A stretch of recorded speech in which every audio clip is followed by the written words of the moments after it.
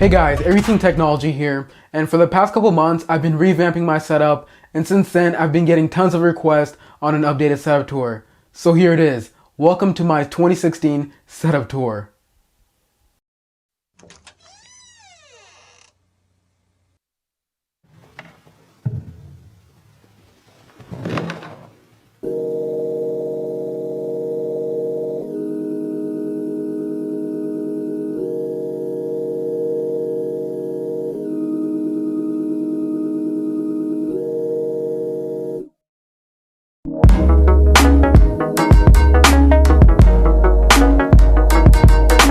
As for the base of my setup, nothing has changed here. I'm still rocking the IKEA Mx, which is an amazing desk for the price. It has two drawers for plenty of storage.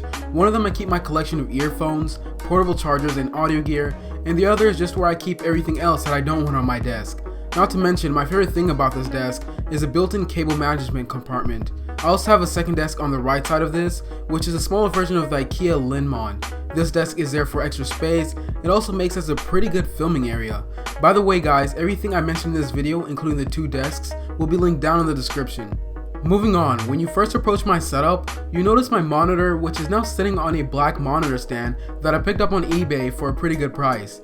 As for the monitor, nothing has changed here. I'm still using the Acer H236HL, which is a 1080p IPS LCD monitor that's still running perfectly, but I plan on upgrading to either a 1440p or 4K panel soon.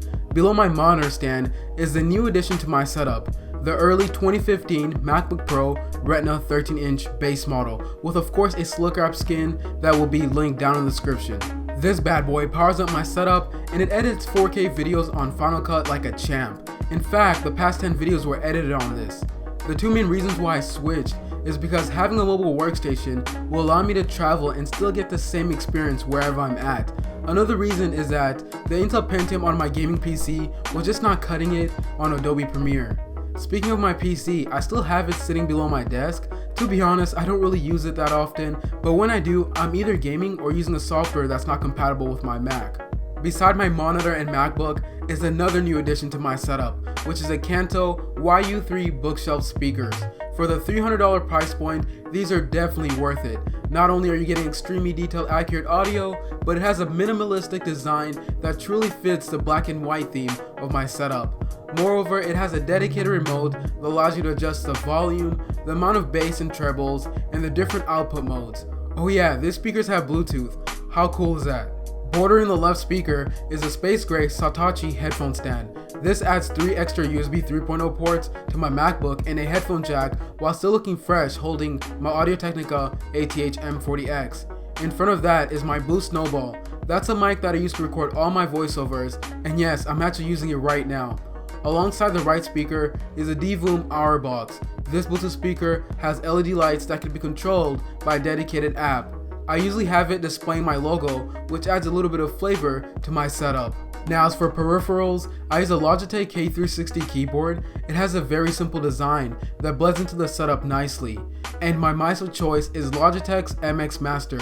You've probably heard of this mouse before, but if you haven't, this is the ultimate productivity mouse. It has amazing software for the multiple customizable buttons, and it's extremely comfortable in the hand. Onto the other desk, the first thing you'll see is a Nikon D3200 with a Nikkor 35mm f1.8 lens. This used to be my main camera/lens combo, but I recently switched to the Panasonic Lumix G7 with a Rokinon 60mm f2.0 lens around the beginning of the year. The reason I switched is because I wanted to future-proof my content by going 4K. Plus, this is the best budget 4K camera in the market in my opinion. I actually picked it up on a sale at B&H for around $600 and it was bundled up with the Rode VideoMic Pro. Anyway, moving on, beside my D3200 is a Teotronics light stand. If you watch my previous setup tour, then you know nothing here has changed. The lamp stand definitely adds flavor to my setup while still delivering in functionality. Now as for other random things that power up my setup, my daily driver, which is the iPhone 6s Plus with a slick wrap skin. Before this phone, I was actually rocking a Nexus 6P, and the reason why I switched was because I missed iOS and its app consistency, and also jailbreaking in general.